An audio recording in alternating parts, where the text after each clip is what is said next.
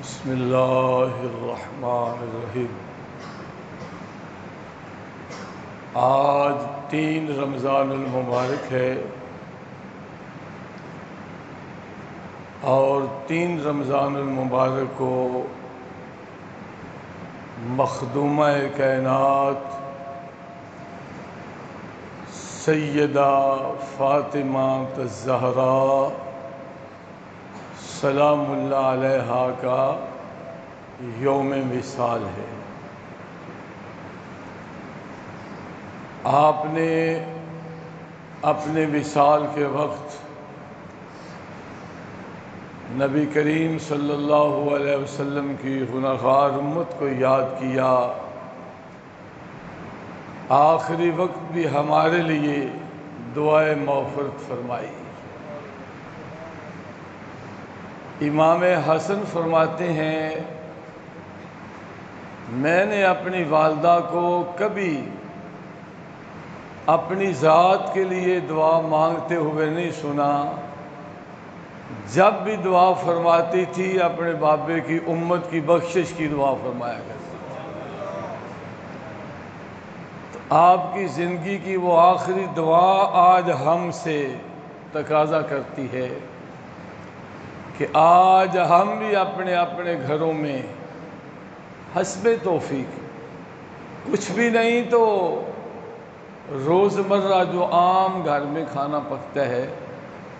اسی پر ہی درود و سلام پڑھ لیں، جتنی صورتیں یاد ہیں وہ پڑھ لیں، پہلا کلمہ پڑھ کے ضرور ان کی روح کو ایصال ثواب کریں۔ اس سے سیدہ فاطمہ الزہراء کی روح خوش ہوگی۔ جس نے روح زہراء کو راضی کیا اس نے مصطفیٰ کریم کو راضی کیا۔ بخاری کی حدیث ہے، فرمایا نبی رحمت صلی اللہ علیہ وسلم نے قال بضعۃ منی، فاطمہ الزہراء میرے جسم کا حصہ ہے، میرے جگر کا ٹکڑا ہے، میرا دل ہے، میری روح ہے۔ فمن اغضبها اغضبنی، جس نے زہرا کو ناراض کیا اس نے میں مصطفیٰ کو ناراض کر دیا ہے، اور جس نے زہرا پاک کو خوش کیا بلا شبہ اس نے اللہ کے محبوب کو خوش کر دیا ہے۔ بخاری کی حدیث ہے، فرمایا جس نے میری زلف کے ایک بال کو اذیت پہنچائی وہ اپنا ٹھکانہ جہنم سمجھے، جو نبی کریم کے بال کو تکلیف دے وہ تو جہنمی ہے، جو نبی کی آل کا قتل عام میدان کربلا میں کرے اور پھر اپنے آپ کو جنتی تصور کرے اور کہے یزید امیر المومنین، یزید پیدائشی جنتی، تو خدا جانے کہاں کس جگہ کس کے پاس بیٹھ کے انہوں نے دین پڑھا ہے۔ میں تو بخاری شریف کی حدیث سنا رہا ہوں۔ پھر ام المومنین حضرت عائشہ صدیقہ رضی اللہ تعالی عنہا آپ فرماتی ہیں، میں نے نبی کریم صلی اللہ علیہ وسلم کے بعد جس کو سب سے زیادہ عظمت اور شان والا دیکھا وہ فاطمہ الزہراء ہے۔ اور یہ بھی بخاری کی حدیث ہے، اور اس کی روایت کرنے والی بھی ام المومنین سیدہ عائشہ صدیقہ رضی اللہ تعالی عنہا ہے، جن پر بعض لوگ تبرہ بازی بھی کرتے ہیں، حالانکہ سورہ نور کے پورے 2 رکوع ان کی شان میں نازل ہوئے، قرآن کی 17 آیات ان کی شان، عظمت اور رفعت میں نازل ہوئے۔ خدا نے خود گواہی دی، حالانکہ جب یوسف علیہ السلام پہ الزام لگا تو شاہد شاہد من اہلہا، تو ایک بچے سے گواہی دلائی گئی۔ اسی طرح جب حضرت ابراہیم خلیل اللہ کے ناموس کی بات آئی،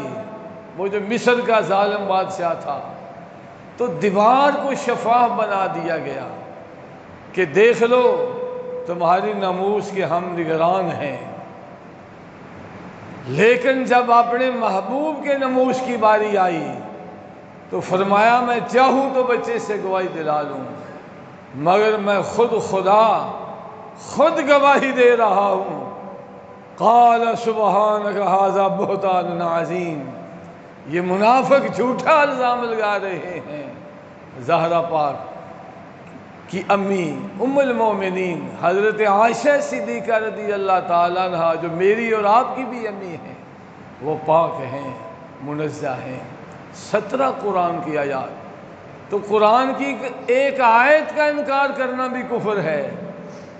تو ان کی شان میں تو پورے دور کو نازل ہوئے۔ ام المومنین حضرت عائشہ صدیقہ رضی اللہ تعالیٰ عنہ فرماتی ہیں کہ نبی کریم صلی اللہ علیہ وسلم کو میں نے دیکھا کہ فاطمہ الزہرا کی سرگوشی کی، ان کے کان میں کوئی بات کہی، خدا جانے وہ کیا بات تھی کہ زہرا پاک رو پڑی۔ تو پھر ایک لمحے کے بعد جب دیکھا کہ بیٹی نے رونا شروع کر دیا ہے تو نبی کریم صلی اللہ علیہ وسلم نے پھر دوبارہ سرگوشی کی، تو سیدہ فاطمہ الزہرا مسکرا پڑی۔ تو میں نے بعد میں استفسار کیا کہ اے شہزادی کائنات، اے مخدومہ کائنات، وہ کون سی بات تھی کہ آپ رو پڑیں؟ پھر وہ کون سی خوشخبری تھی کہ آپ اسی لمحہ مسکرانے لگی؟ تو فرمایا امی یہ میرے بابے کا راز ہے، ان کی زندگی میں نہیں بتا سکتی۔ تو جب نبی کریم صلی اللہ علیہ وسلم کا وصال ہو گیا تو پھر پوچھا کہ آج تو بتا دو۔ فرمایا ہاں، جب پہلی دفعہ سرگوشی فرمائی تھی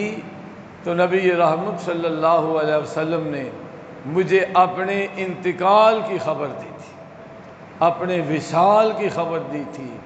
تو چونکہ میرے لیے تو حضور کا فراق، حضور کی جدائی بہت شاق تھی کہ نبی کریم صلی اللہ علیہ وسلم جب جہاد پہ جاتے تو سب سے آخر میں مجھے ملتے، جب واپس آتے تو سب سے پہلے مجھے ملتے تھے۔ فاطمہ الزہرا ملنے کے لیے آتی تو حضور اٹھ کے کھڑے ہو کے استقبال کرتے، زہرا پاک کی پیشانی پہ بوسہ دیتے اور اپنی مسند پہ بٹھاتے۔ یہ اس دور کی بات ہے جب بچیوں کو زندہ درگور کیا جاتا تھا۔ تو جب آپ نے فرمایا کہ اے میری بیٹی ماہ رمضان ہے تو ہر سال جبریل ایک دفعہ دور کرتے تھے، اس سال جبریل نے میرے ساتھ 2 دفعہ دور کیا ہے، تو میں اشارہ سمجھ گئی کہ نبی کریم صلی اللہ علیہ وسلم کی فراق کا وقت قریب آ گیا ہے، جدائی کا وقت قریب آ گیا ہے، تو میں رونے لگی۔ تو جب دیکھا کہ بیٹی بہت پریشان ہو گئی تو پھر حضور فرمانے لگے بیٹی سنو، فَأَخْبَرَنِي عَنِّي، نبی کریم صلی اللہ علیہ وسلم نے پھر مجھے یہ خبر دی کہ اے میری بیٹی میرے وصال کے بعد سب سے پہلے تیرا وصال ہوگا، میرے وصال کے بعد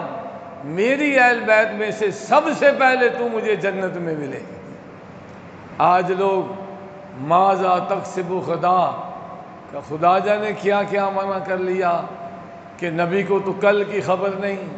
نبی کو تو اپنے وصال کی خبر نہیں، نبی کو تو دیوار کے پیچھے کا علم نہیں۔ نبی کریم صلی اللہ علیہ وسلم تو فاطمہ الزہرا کو خبر دے رہے ہیں کہ بیٹی میری اہل بیت میں سے میرے بعد سب سے پہلے تیرا وصال ہوگا اور میری اہل بیت میں سے تو ہی مجھے سب سے پہلے جنت میں آ کے ملے گی۔ تو جب حضور نے یہ بشارت دی تو میں خوش ہو گئی۔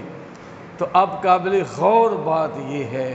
کہ اللہ پاک نے انسان کی زندگی کا جو دار و مدار ہے نا، وہ اس کے جو سانس ہیں اس سے متعین کیا ہے کہ یہ بندہ اتنے سانس دنیا میں لے گا، یہ بندہ اتنے سانس دنیا میں لے گا، تو نبی کریم صلی اللہ علیہ وسلم نے جب بیٹی کو پریشان دیکھا تو اہل بیت میں سے جتنے افراد تھے ان سب کی سانسوں کو گنا، اس کے بعد پھر ان کا آپس میں موازنہ کیا، پھر کہا بیٹی تم مجھے سب سے پہلے جنت میں ملو گی۔ وہ نبی جو لوگوں کے سانس کی گنتی کو جانتا ہے، اس کے بارے کہنا اسے تو کل کی خبر نہیں، اسے تو اپنے وصال کی خبر نہیں، اسے تو دیوار کے پیچھے کی خبر نہیں۔ میں کہتا ہوں صدیاں گزر گئی، آج سائنس کتنی ترقی کر گیا ہے، مگر ابھی تک کوئی آلہ ایجاد نہیں ہوا جو یہ خبر دے کہ یہ بندہ اتنے سانس لے گا۔ یہ تاجدار کائنات کی شان ہے، یہ نبوت کی شان ہے، یہ علم رسول کا مقام ہے کہ حضور نے اہل بیت کے تمام افراد کے سانس کو گنا، پھر ان کا موازنہ کیا، پھر فرمایا کہ میری بیٹی میرے بعد تیرا وصال ہے، میرے بعد میری اہل بیت میں تو مجھے سب سے پہلے جنت میں ملے گی۔ اللہ رب العزت قرآن و حدیث کے نور کے ساتھ ہمارے قلوب و ذہان کو منور فرمائے، اور جو شخص چاہتا ہے کہ مجھ پہ میرا نبی خوش ہو جائے وہ مخدومہ کائنات کے لیے حسب توفیق اپنے گھر میں ایصال ثواب کا اہتمام کرے۔ ایک دفعہ الحمد شریف، 3 دفعہ ابھی کل شریف پڑھ لیں تاکہ ابھی بھی ہم ان کو ایصال ثواب